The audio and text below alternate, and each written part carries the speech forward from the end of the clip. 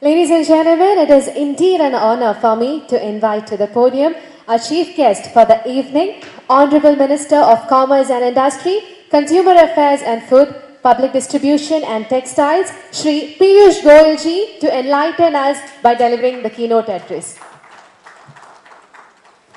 Thank you very much, madam.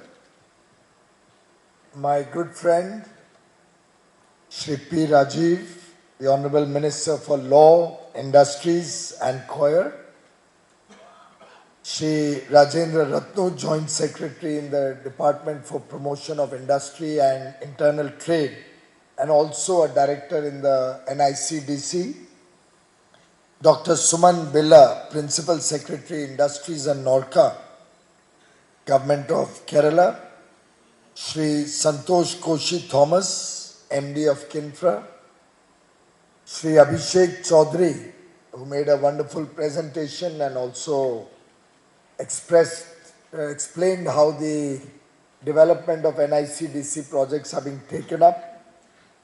All the officials from the government of Kerala who are present here today, and all the industry leaders, captains of industry, heads of chambers of commerce or business associations, friends from the media, ladies and gentlemen.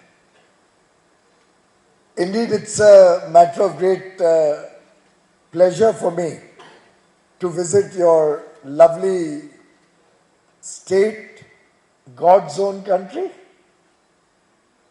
and particularly to be in Cochin, the Queen of the Arabian Sea. After quite a long time, COVID kept us apart for far too long, and a lot of work was happening on video conferencing.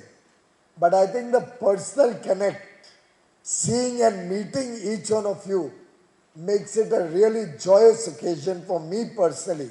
And I thank all of you for coming here today and giving me an opportunity to sense the mood of Kerala and the mood of change, which is moving Kerala towards rapid industrialization and infrastructure development. I think the picturesque scenic views, the lovely beaches, the amalgamation of various cultures, the aroma of spices. I've had a lot of interaction with Spice Board this morning. Truly makes Kochi the gem of southwest Kerala.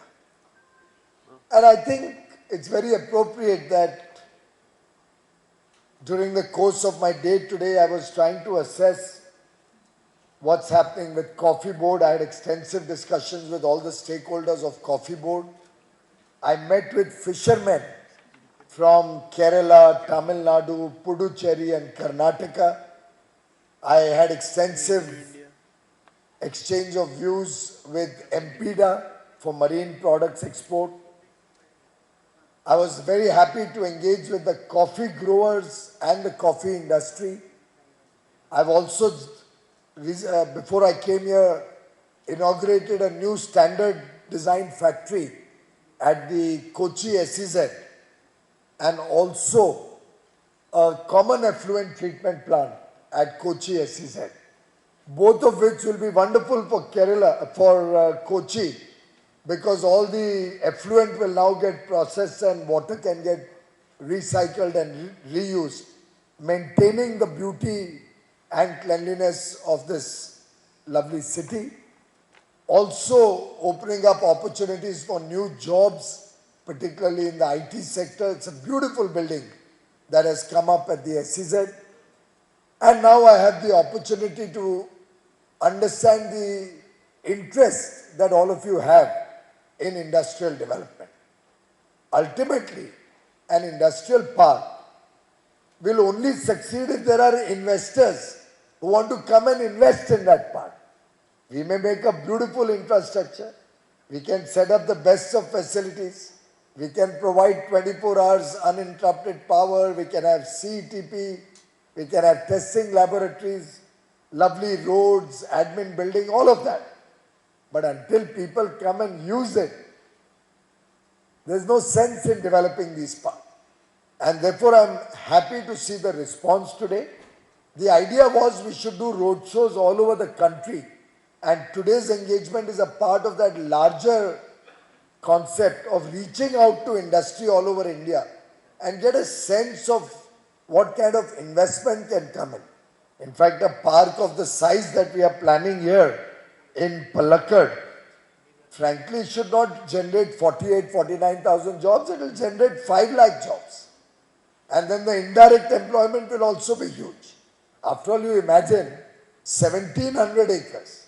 Even if you remove all the land for roads and utilities and all of that, in 1,000 acres, I'm sure you will all agree that at least 50 jobs will be created per acre. That's the least that I can imagine. In industries like textile and all, it will be probably more than that. So we've been very conservative. 10,000 crore investment. If you ask me, Kerala has the potential to attract 1 lakh crore investment in a park as big as this. And therefore, I have discussed with Mr. Rajiv, I have invited him to Delhi also, so that we can collectively see what the vision of Kerala can be. Prime Minister Narendra Modi is very clear. Up to the elections, clearly we will have all our jostling and we will all fight for votes and everything else. But after that, it is our collective responsibility. Whoever you may choose in the state or the center, we have to work together. And therefore, I reiterate my appeal to Mr. Rajiv. Let us work in that spirit of making it easier to do business, which I am really delighted that you mentioned that. Ease of living should be our focus for the common citizens. Making businesses seamlessly get all the approvals without any rent seeking, without any harassment, at low cost. I was just now talking to Mr. Thomas. I was saying keep the cost of land very, very reasonable. Give the payment terms over a long period of time. Make it attractive for people to come here. Like somebody asked, what is the incentive you give? The incentive you can give is high quality infrastructure and make it affordable. Or make it such that your burden on your cash flow is not immediate. But of course, you have to protect that people don't squat on that land. If they need 3 acres, they can have another 2-3 acres for expansion. But they can't block 50 acres empty. Carefully assessing in how much time that land can be used or put to good use. If we see a good response to the Palakkad Park, I'm open to the idea of looking at new nodes coming up in Kerala also. We have already overall approved 32 nodes, 11 industrial corridors with 32 nodes all over the country. I had received your letter earlier for including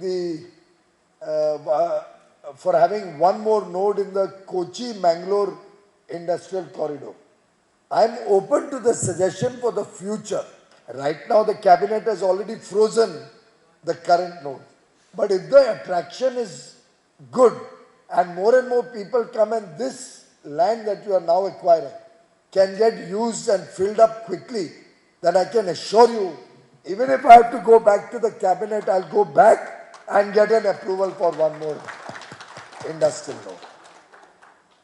You have seen the 4 smart cities that are already developed in Chandra Bidkin in Maharashtra, Dholera in Gujarat, Vikram Udyogpuri in Madhya Pradesh, and the one in Greater Noida. I assure you, and I think the brochure is being given to you, or it's on your table. It's really high quality. Now look at the building that has come up in Aurangabad, Maharashtra.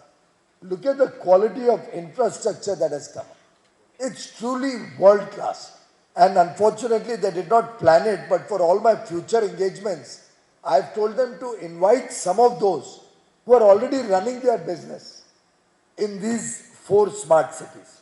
In Delhi, when I had a similar conference, we gave smaller speeches. We asked all the people who are running in Dholera or in Maharashtra or in Noida to speak about their experience. And it was a mind-opening type of revelation. They were so happy with the infrastructure. They were so happy with the smooth approvals process, with the ease of doing business there.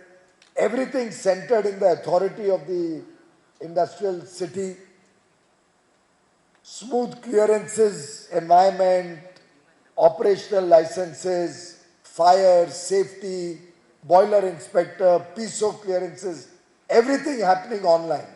Now we have a national single window also in which central government and about I think 18 states have already joined. I don't know if Kerala is a part of the national single window as yet. If not, I would urge you, Rajiv ji, it's a brilliant one-stop shop for all approvals.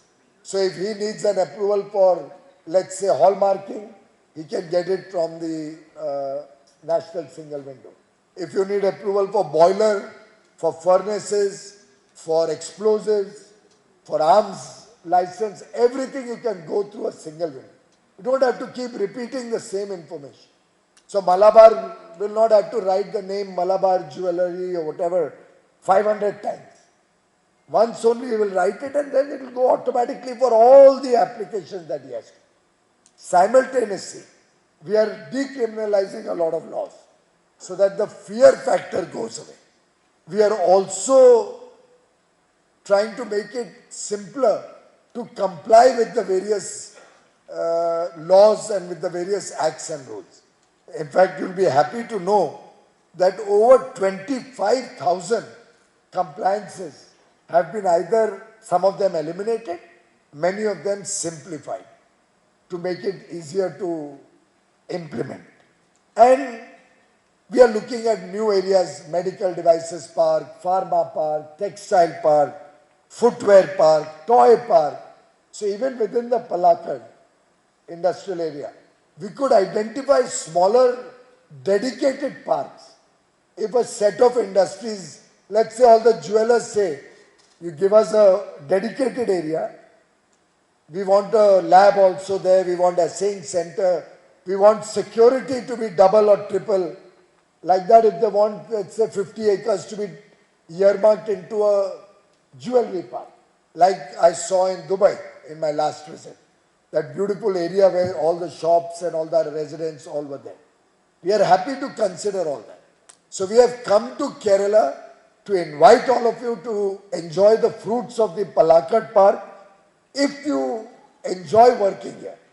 And this gets filled up with the word of mouth, with the publicity that you will all give, and with the investment being attracted both from India and abroad, then I can assure you, you will create lakhs and lakhs of jobs, you will invite investment.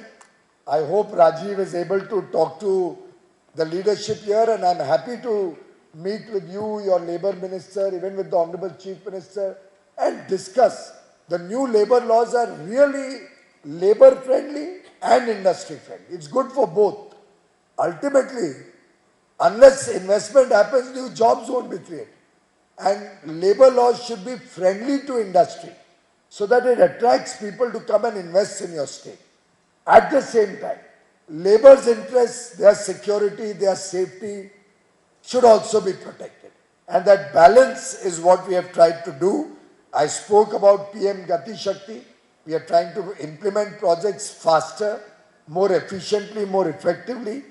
In this 75th year of independence, which we are celebrating as Azadi Ka Amrit Mahotsav, I think it is only fitting that you, state government in India, and the central government, so industry, state and center, all work as a team so that the Amrit Kal, the next 25 years, we can truly take the $3 trillion Indian economy to a $30 trillion economy, the fastest growing economy in the world, to become the world's largest economy, an economy, a country that cares for every citizen of the land.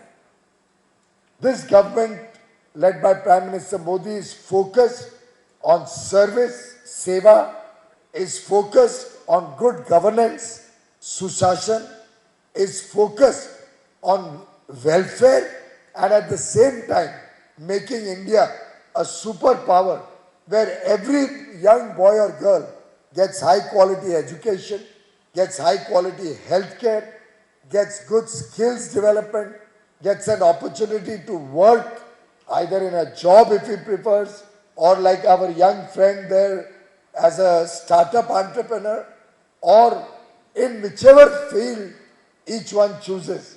India should be able to provide for the prosperity of every citizen. 135 crore Indians should be proud Indians, should be prosperous Indians.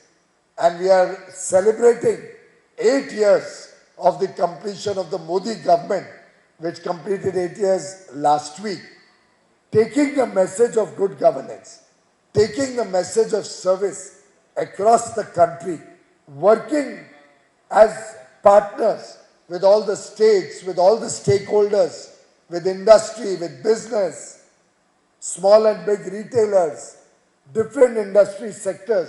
All of us have to pool our resources, work as a team, cutting across political barriers, cutting across individuals. I think it's time that the nation comes together as one. In this Amrit Kal, our journey to 2047, when we will celebrate 100 years of independence, I think we should all resolve to make India self-confident, self-reliant, and Atmanirbhar Bharat. That should be the resolve of 130 crore Indians.